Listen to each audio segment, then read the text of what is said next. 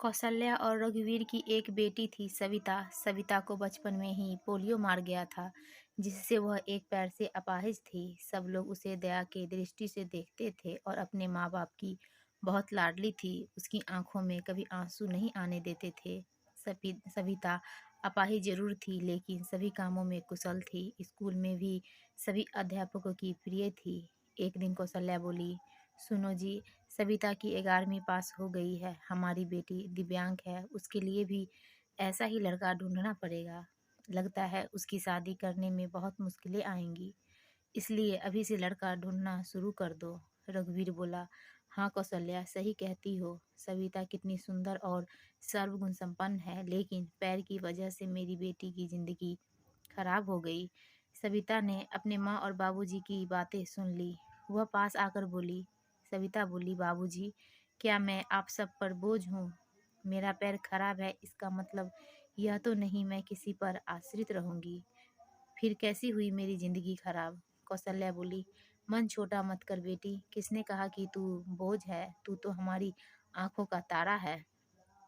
सविता बोली, माँ, मैं पढ़ाई के साथ साथ कुछ और भी करना चाहती हूँ, जिससे मैं खुद पर निर्भर रह सकूं।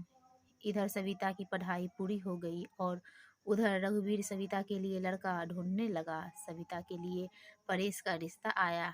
परेश रसायन फैक्ट्री में काम करता था। परेश अपनी माँ रमा और अपने पिताजी मुकेश के साथ सविता को देखने उसके घर आया। मुकेश, अरे बेटा, लड़की तो पैर परेश, पिताजी, अगर मैं दिव्यांग लड़की से शादी करूंगा तो मुझे किसी का जीवन संभालने का सौभाग्य मिलेगा।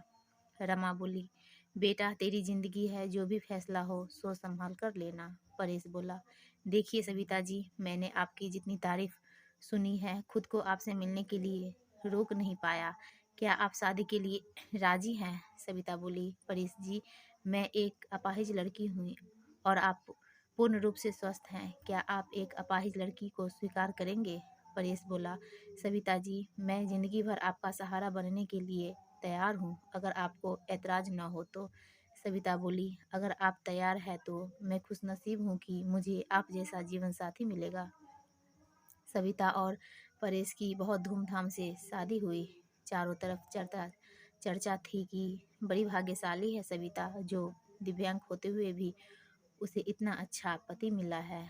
रमा बोली, बहू, आज तुम्हारा पहला दिन है, इतनी जल्दी कैसे उठ गई? आराम से उठती। सविता बोली, माँ, मुझे जल्दी उठने की आदत है, मैंने नाश्ता बना दिया है, आप सब लोग नाश्ता कर लीजिए। रमा हैरान थी कि एक पैर खराब होते हुए भी सुबह उठकर नाश्ता भी बना दिया। इसी तरह सविता ने थोड़े ही दिनों में सारी जिम्मेदारियां अपने ऊपर ले ली। सविता से सभी बहुत खुश थे। रमा रमा बोली, परेश, तेरी बीवी लाखों में नहीं करोड़ों में एक है। मैं तो डरती थी कि कहीं ऐसा न हो कि एक दिव्यांग लड़की से शादी करके कहीं मेरे बेटे की जिंदगी खराब ना हो जाए। परेश बोला, माँ, मेरा फैसला कभी गलत नहीं हो सकता। आपसे एक बात कह रहा हूँ कि अगर मुझे कुछ हो जाए तो सविता को अपनी बेटी की तरह रखना। रमा बोली, चल पागल, ऐसे नहीं बोलते, वो तो अभी भी मेरी बेटी ही है। और अगले ही दिन उसकी खुशियों को जैसे किसी की नज़र लग गई। परेश की फैक्ट्री में जहरीली गैस लीक हो जाने के से कई लोगों की मौत हो गई, जिसमें परेश भी था। जब ये खबर परेश के घर वालों तक पहुंची तब घर में हाहाकार मच गया, लेकिन सविता तो जैसे पत्थर सी हो गई। वह खामोश थी, उसकी आंखों में आंसू नहीं थे। वह परेश को यूं ही फटी आंखों से देखती रही। कुछ औरतें ने उसे हिलाते हुए कहा, बहू रो ले, देख परेश को, वह मर गया है, अगर रोएगी नहीं तो पागल हो जाएगी, तू विधवा हो गई है। विधवा? इस तरह की बातें सोचकर सविता फूट फूट कर रोने लगी। सविता रोते हुए बोली, उठो परेश, आंखें खोलो, मैं अकेले किसके सहारे जीऊंगी? अभी तो मैंने तुम्हारे साथ कुछ ही दिन गुजारे हैं, फिर मुझे अकेले छोड़कर क्यों चले गए? परेश का अंतिम संस्कार हो गया और सविता के अरमानों का भी।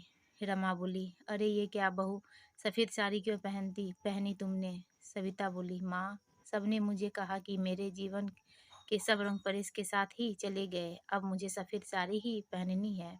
रमा बोली, नहीं बेटी, तू हमारे लिए दुखों को और मत बढ़ाओ, आज से तू कभी भी सफ़ेद कपड़े नहीं पहनेगी। हफ्ते महीने यूं ही शोक में गुजर गए। कौशल्या और रघुवीर सविता को लेने के लिए आए। कौशल्या बोली, मेरी बेटी का जीवन तबाह हो गया, पूरी जिंदगी अकेले कैसे काटेगी, इसलिए हम उसे अपने साथ ले जाना चाहते हैं। रमा बोली, देखिए समधन जी, सविता कहीं नहीं जाएगी। आप उसकी शादी करके कर्तव्य मुक्त हो चुके हैं, लेकिन अब हमारे भी कुछ कर्तव्य हैं। हमारी बहू हमारी बेटी बनकर हमारे पास ही रहेंगी। कहते हुए रमा ने सविता को गले से लगा लिया। मुकेश, हाँ समधी जी, रमा सही कह रही है, हम सविता को आगे पढ़ाएंगे और किसी लायक बनाएंगे। आप चिंता मत करना, हम अपनी सविता को पलकों पर बिठा के रखेंगे।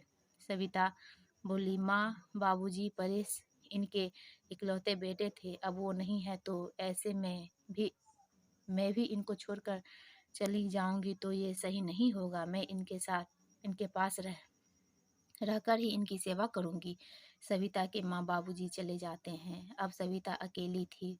उसने अपना सारा ध्यान पढ़ाई में लगा दिया। ऐसे ही उसकी मुलाकात गौरव से हुई, जो समय समय पर सविता की पढ़ाई में मदद करता था। गौरव मुकेश के दोस्त का सबसे छोटा बेटा था।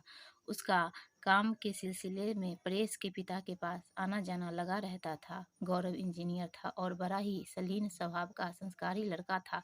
चारों तरफ औरतें बातें बनाने लगी। एक औरत बोली, अरे देखो कैसी विधवा है, ये सफ़ेद साड़ी नहीं पहनती, पति का जरा भी दुख नहीं है। तो दूसरी बोली, बन संवर कर कॉलेज जाती है, बेचारे रमा और मुकेश का तो बुढ़ापा ही खराब है। तीसरी औरत ने कहा, पहले इस लड़के का घर आना जाना ठीक था, लेकिन अब परेश नहीं है तो इसे जवान विधवा बहू के घर नहीं आना चाहिए। लेकिन सविता को किसी की बातों से कोई फर्क नहीं पड़ता था, क्योंकि उसके पास सास ससुर उसके साथ थे।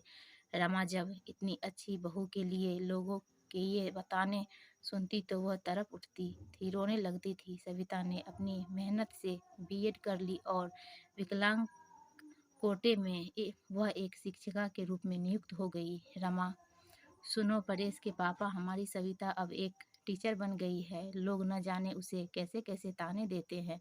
हमें अब उसकी शादी कर देनी चाहिए। मुकेश, सही कह रही हो रमा, विधवा है, अनाथ नहीं, जो लोग की उल्टी सीधी बातें सुनेगी। हम अपनी बहू की धूमधाम से शादी करेंगे। मुकेश ने जब अपनी बहू की रिश्ते की बात जब कुछ लोगों से की, तब लोगों कहते, अरे मुकेश, तू पागल तो नहीं हो गया, विधवा बहू की शादी करना चाहता है तू? मुकेश बोला, हाँ मैं उसकी शादी करना चाहता हूँ, उसकी ज़िंदगी से विधवा शब्द हमेशा के लिए मिटाना चाहता हूँ। तभी गौरव ने आके करके कहा, गौरव बोला, अंकल अगर आप सविता के काबिल समझते हैं तो मैं आपके बहू से शादी करने के लिए तैयार हूँ। मुकेश बोला, गौरव, तुम? गौरव, हाँ मैं। मुकेश, मुझे यकीन ही नहीं हो रहा है कि मेरी बेटी तुम्हारे जैसे लायक और होनहार बेटा पसंद करेगा। मुझे तुम पर गर्व है, मैं ये शादी के लिए तैयार हूँ। बेटा, तभी मुकेश घर आकर के सविता से कहता है, सविता बेटी, तुम जानती हो मैंने हमेशा तुम्हें अपनी बेटी से बढ़कर माना है। मैं चाहता हूँ कि तुम्हारी ज़िंदगी के अधूरे सपने को पूरा करूँ। मैं तुम्हारी शादी गौरव से करना चाहता हूँ। तुम्हें कोई एतराज़ तो नहीं? सविता जी बोली, पिताजी, परेश की जगह शायद ही मैं किसी को दे पाऊँ, लेकिन आपने जो मेरे लिए किया है वो कोई कर नहीं सकता। आपका फैसला मेरे सर आँखों पर, जैसा आप कहें मुझे मंजूर है। आप फिर सविता और गौरव की धूमधाम से शादी हो गई और खुशी खुशी सब रहने लगे।